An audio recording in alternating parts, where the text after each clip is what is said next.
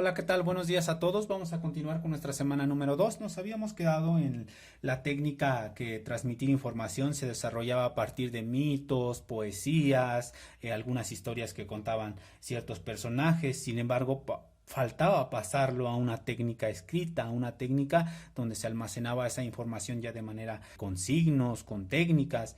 Entonces, para ello vamos a hablar de un poco de historia de cómo fue este proceso. Aquí en nuestra hoja tenemos varios enunciados. Vamos a hacerle caso en primer punto a el punto A y al punto B, que nos van a explicar de forma sencilla cómo fue la técnica hablada, pasarlo a una técnica de escritura. Tenemos en el punto A la teoría de la gran línea divisoria y tenemos en nuestro punto B la teoría de la continuidad. Vamos a ver las diferencias de cada una de ellas. Dentro de la teoría de la gran línea divisoria vamos a hablar de unas sociedades que tienen una mentalidad enfocada a que la técnica escrita es un avance cognitivo y significativo para la sociedad. Es decir, ellos le llaman sociedades superiores. Cada lugar que tenía esta capacidad de generar signos ya estaban un paso adelante, es decir, ya tenían un pensamiento más reflectivo, más abstracto, más complejo y sobre todo con una estructura más significativa para poder llevar esa información a generaciones posteriores. Entonces vamos a escribir en nuestro apartado A las siguientes características.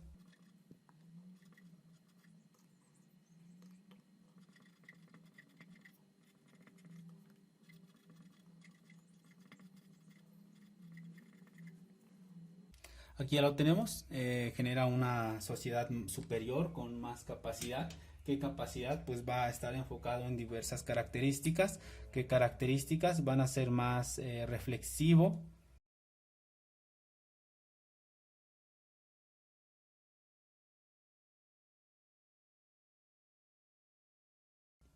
abstracto,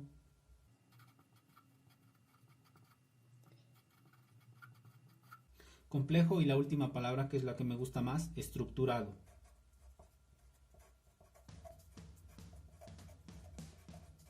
Cuando nosotros nos enfocamos a la palabra abstracto es que a cada signo nosotros le damos una característica a algo, es decir, tú puedes poner un símbolo y ese símbolo puede significar tantas cosas. Esas cosas son tintes abstractos, a eso se refiere. Por ejemplo, tú puedes escribir cualquier palabra, pero algunas personas lo van a entender de una manera, otros de otra manera. Actualmente, como ya estamos familiarizados, hemos leído mucho, hemos enfocado a muchas características, enfoques, teorías, pues ya sabemos qué significa cada cosa, pero anteriormente tenían que generar palabras que significaban tal cosa, generar otra palabra que significara otra cosa y a partir de ello irlo comunicando a una técnica escrita y esa técnica escrita transmitirlo en generación. Ese fue el gran avance de esta teoría que decíamos que es complejo, abstracto y estructurado, que es la palabra que me gusta mucho porque a partir de generar ideas estructuradas podemos generar una sociedad superior, una generación que ya puede transmitir información aunque no esté, simplemente que se plasme en la escritura. Vamos a hablar de nuestra siguiente teoría, la teoría de la continuidad. Esta teoría niega la parte anterior, es decir, niega la superioridad de la escritura frente a la técnica hablada y defiende la idea de que ambos tipos de comunicación, tanto oral y la escrita, son medios lingüísticos equivalentes. Entonces aquí vamos a escribir lo siguiente, que son técnicas equivalentes.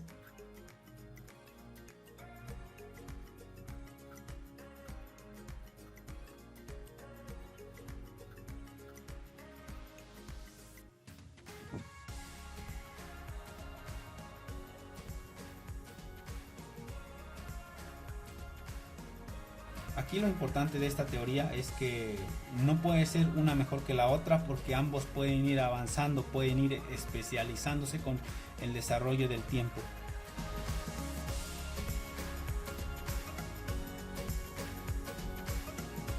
Cuando escribo la palabra ambos me refiero a la técnica escrita y a la técnica hablada para que lo tengas en cuenta. No me refiero a ambos de la teoría de la gran divisoria y la teoría de la continuidad, sino a la información que estamos tratando de entender su evolución. Vamos a nuestro punto C, vamos a hablar ya de ese proceso del origen de la escritura cuneiforme.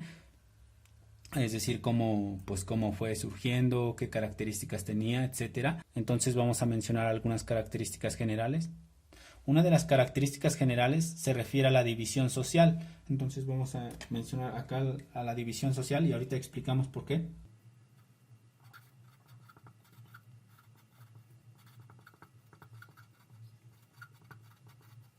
Debido a las divisiones sociales. Anteriormente existían diversos grupos. Esos grupos tenían ciertas clases sociales. En un primer punto estaba enfocado hacia la clase sacerdotal. Esa clase sacerdotal se enfocaba en llevar a cabo la contabilidad y la administración de cada uno de los impuestos de ese lugar. Para ello se utilizaban diversas tablillas donde se le daba más valor a las técnicas numéricas que a la técnica escrita, a la técnica de las letras. Es decir, el que contaba más eran netamente los números.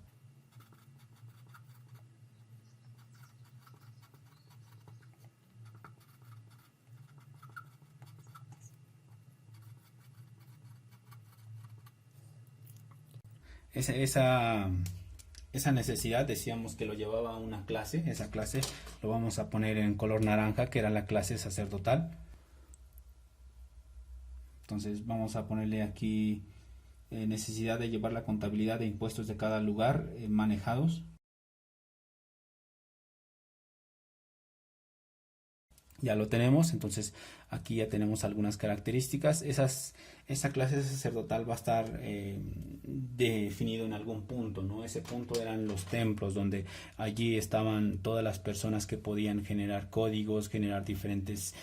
Ese manejo de contabilidad, de impuestos, pues lo desarrollaban a partir de un material que ya habíamos mencionado. Entonces aquí vamos a escribir la palabra material, a partir de que lo obtenían. Entonces aquí anotamos la palabra material. Pues a partir de material, a partir de tablillas de arcillas, y también vamos a anotar otra palabra que nos está haciendo falta, que es dónde se desarrollaba, ¿no? Pues vamos a anotarle en un espacio geográfico, y ese espacio geográfico tiene un nombre, ahorita lo mencionamos. Mientras vamos a anotarle espacio geográfico, ese espacio geográfico pues tiene una coordenada X y Y si lo vemos en puntos de vistas espaciales, ¿no? Que es mi área en la cual me enfocado. Vamos a hablar del material, decíamos que en tablillas de arcillas. Ahora sí, nos vamos al espacio geográfico. Ese espacio geográfico va a ser los templos. Como estamos hablando de clases sacerdotales, pues ahí estaban las personas encargadas de llevar ese recurso. Entonces van a ser templos. Hay uno muy popular, ahorita lo vamos a escribir, templos. Unos de los cuales vas a encontrar en muchos libros a los cuales tú quieres leer, que es el templo de Uruk, donde allí la clase sacerdotal había podido generar estrategias de escrituras para detectar cuándo generar una sanción, cuando existía una falta normativa para tomar decisiones. Entonces aquí vamos a poner un ejemplo, lo vamos a anotar en color verde, ejemplo.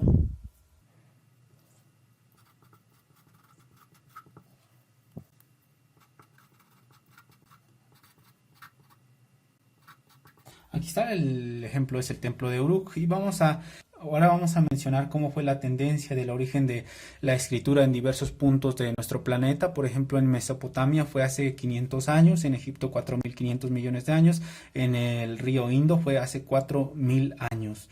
Entonces, como estamos notando, fue por puntos seccionados de forma diferente, ¿no? ¿Por qué diferente? Porque en ese tiempo pues no había la manera de cómo llegar a un punto a otro de forma rápida o de forma eficiente. Entonces aquí vamos a mencionar cómo fue esa evolución.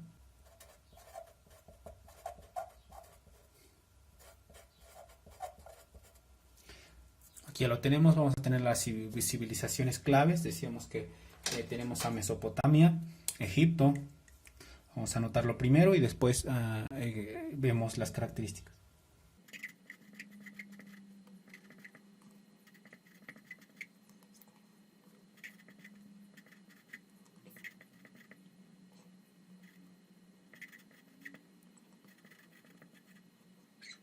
Aquí ya lo tenemos, entonces vamos a mencionar qué tipo de lenguaje estamos hablando. Entonces aquí vamos a escribir en color negro en el tiempo, que lo vamos a anotar yo creo que atrás de cada palabra. Aquí tenemos 500 años, perdón, tenemos 5000 años, entonces aquí vamos a anotar 5000, acá vamos a anotar 4500,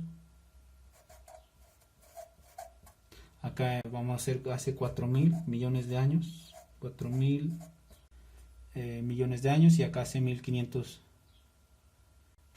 Acá vamos a tener 3.000. Acá vamos a tener 1.500. Como podemos notar, nosotros que estamos en la parte de América Latina, en la parte de América Central, pues somos de los últimos, y sus escrituras fueron de una manera, ¿cómo decirlo? De una manera especial, de una manera clave. Vamos a tener cuneiformes, jeroglíficos, ideográficas. En caso de que no entiendas qué es cada uno, te dejo en pantalla. Entonces, para el caso de la mesopotámica, vamos a tener cuneiforme.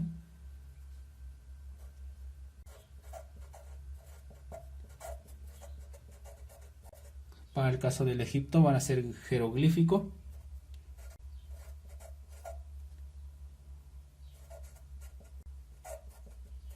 Jeroglífica, aquí ya lo tenemos. Acá vamos a tener también jeroglífica en la parte del Indo. Un punto muy clave es en el Valle del Río Indo. Si tú no sabes dónde es el Valle del Río Indo, en pantalla puedes ver.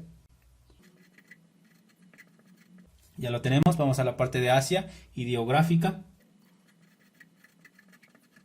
Y para el caso de Mesoamérica resulta un poco difícil interpretar cuál civilización fue primera y qué tipo de lenguaje surgió primero. Sin embargo, uno de los que sobresale entre todos es el maya, que es la que está un poco influenciado en nuestra parte mexicana. Entonces aquí vamos a anotar maya. El maya se diferencia del jeroglífico a partir de datos silábicos, que es la que se ha encontrado de acuerdo a diversas investigaciones arqueológicas. Entonces vamos a nuestra siguiente hoja para continuar.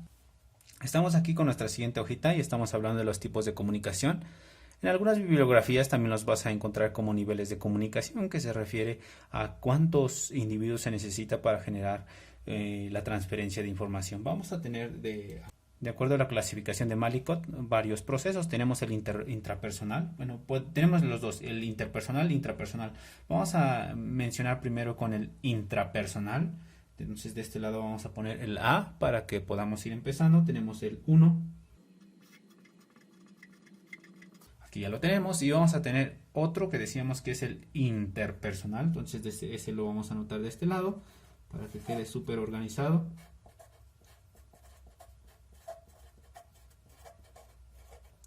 Vamos a tener el tercero, vamos a tener uno que es grupal, entonces aquí vamos a poner el 3. Que ustedes como grupo de salón pues pueden hacer un ejemplo de este tipo de comunicación. ¿Por qué? Porque somos un conjunto de individuos que estamos interactuando y podemos compartir información de acuerdo a nuestros gustos y desarrollar esa transferencia de comunicación. Vamos con el punto 4. A veces tienes organizaciones, por ejemplo una escuela, una empresa, una agencia, etcétera. Pues hay organizaciones o una dependencia de gobierno. Puedes hacer un proceso de comunicación organizacional. Entonces vamos a escribir aquí el punto 4, que es el organizacional. Organizacional. Ya lo tenemos, y vamos a tener un punto 5, que es cuando ya tú generas una super comunicación con muchas personas, con muchos individuos, y ese proceso se le va a denominar masivo. Entonces aquí vamos a poner un 6, perdón, un 5, ¿no? 1, 2, 3, un 5, vamos a poner aquí 5, masivo. O masiva, si lo quieres ver en símbolo femenino para que no nos acusen de antifeminista o cosas por el estilo. Vamos a escribir algunas características de ellas, muy sencillo, muy rápido. Vamos con el intrapersonal, vamos a ponerlo primero con dibujito y después explicamos. Aquí en el intrapersonal va a ser una sola persona, es decir, contigo mismo, sin que nadie te esté hablándote. Por ejemplo, a veces te cuestionas por qué salí mal en una calificación, por qué estoy así, por qué tengo este sentimiento de culpa, por qué reprobé tal materia. Pues estás hablando contigo mismo. Entonces vamos a ponerlo con dibujito, vamos a ponerlo con un color diferente, vamos a anotarlo en color azul, es decir, un solo individuo. Aquí vamos a tenerlo. Entonces aquí solamente tenemos una persona. Vamos con el intrapersonal. Acá vamos a hacer primero los dibujos. Acá en el intrapersonal ya son dos o más individuos, están intercambiando mensaje. Entonces vamos a poner dos caritas. Ahí están, son dos individuos. Vamos al grupal, pues vamos a manejar que es un grupo chiquito y vamos a poner a tres bolitas, que son tres personas. Ahí lo tenemos, son tres personas. Y vamos al organizacional. Aquí va por grupos jerárquicos.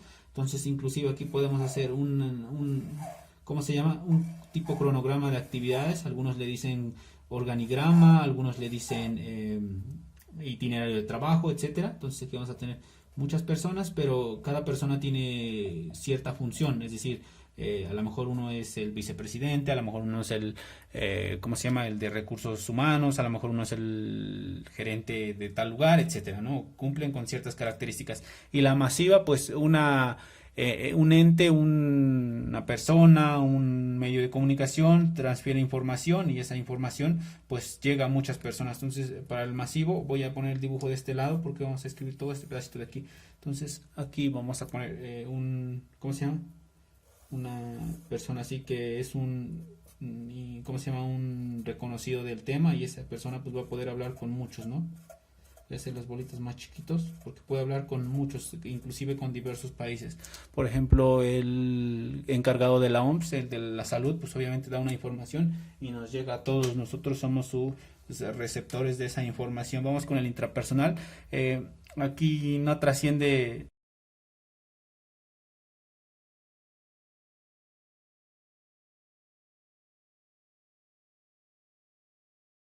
Permanece en ti. Hasta ahí está, muy sencillo, muy práctico. Vamos con el interpersonal. Tenemos dos o más individuos.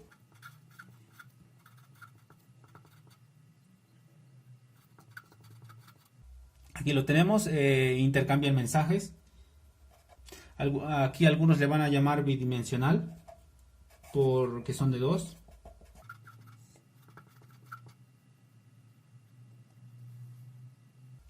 Hay gestos y movimientos. Este es cuando vas en la calle, vas platicando, pues puedes hacer como que caras, etcétera, un poco de mímica, ¿no? Que es la palabra adecuada.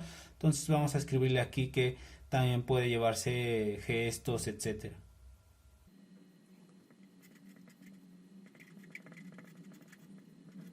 Ya lo tenemos, vamos a nuestro siguiente punto que es el grupal. Acá tenemos dos o más individuos, es similar a este, solamente que tienen una acción conjunta. Por ejemplo, que pertenezcan a algo, que pertenezcan a un equipo de fútbol, etcétera, ¿no? Entonces vamos a poner dos o más personas.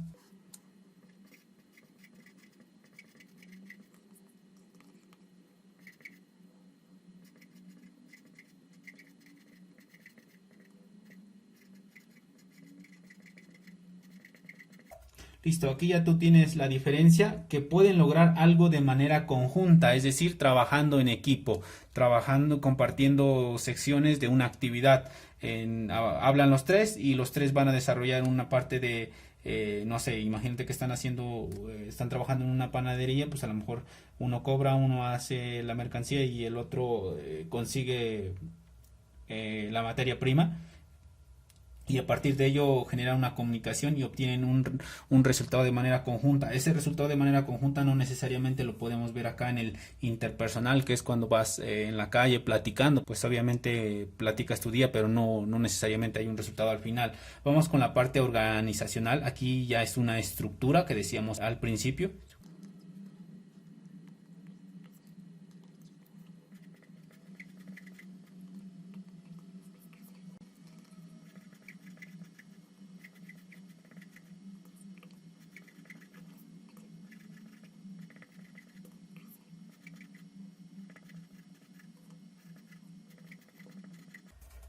Bueno, aquí en el organizacional, pues podemos mencionar que los objetivos están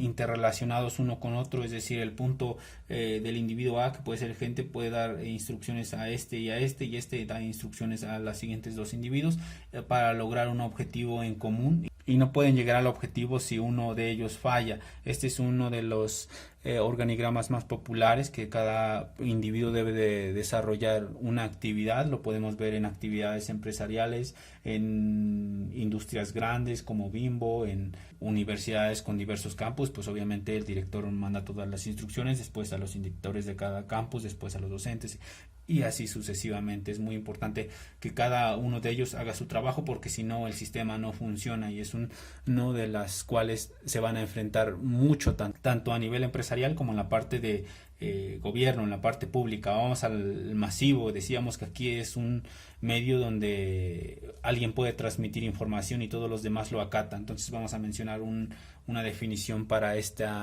tipo de comunicación.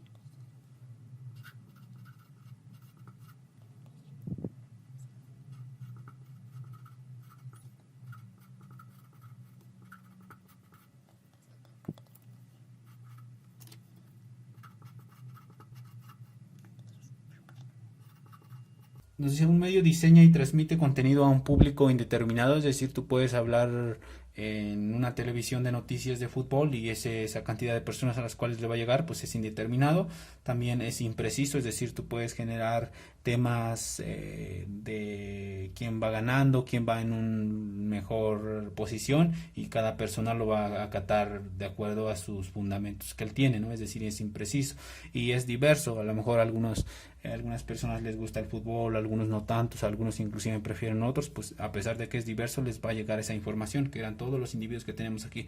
Prácticamente en el dibujito está todo lo que escribimos, ¿no? Aquí es tú solo, acá es dos personas, pero no necesariamente hay un fin común al último. Acá ese grupo pueden ser de pueden ser de dos hasta tantas personas, y tienen que cumplir cada tarea en específico. Esas tareas se pueden ir desarrollando uno con otro, o el otro lo puede reemplazar. Acá ya son estructuras grandes, no puedes reemplazar al individuo anterior. Cada persona tiene una tarea ya de manera definida, de manera estática. El otro únicamente cumple con la parte restante, y así sucesivamente. Acá puede haber ese intercambio. En la parte masiva solo un individuo transmite en un medio, un periódico, una televisión, un teléfono, etcétera, una red social, perdón, esa información, y llega a muchas personas, a una cantidad impresionante de personas, de manera diversa, de manera imprecisa y con gustos diferentes de las personas. Y bien, por esta semana le vamos a dejar hasta aquí en los medios de comunicación. Pues eso sería todo por esta semana. Hasta la próxima.